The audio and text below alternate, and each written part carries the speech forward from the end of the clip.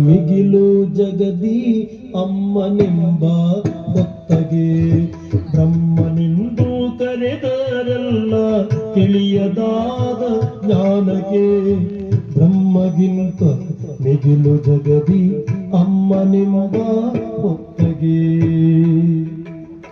ಅಮ್ಮ ಅಮ್ಮ ಅಮ್ಮ ಅಮ್ಮ ಅಮ್ಮನೆಂಬ ಮಾತಿಗಿಂತ ಬೇರೆ ಮಂತ್ರ ಎಲ್ಲಿದೆ ಅಮ್ಮ ನಿನ್ನ ಋಣವ ಕಳೆಯಲು ಎಷ್ಟು ಜನ್ಮ ಬೇಕಿದೆ ಅಮ್ಮ ನಿನ್ನ ಋಣವ ಕಳೆಯಲು ಎಷ್ಟು ಜನ್ಮ ಬೇಕಿದೆ ಬ್ರಹ್ಮನೆಂದು ಕರೆದರೆಲ್ಲ ತಿಳಿಯದಾದ ಜ್ಞಾನಕ್ಕೆ ಬ್ರಹ್ಮಗಿಂತ ಮಿಗಿಲು ಜಗದಿ ಅಮ್ಮನೆಂಬ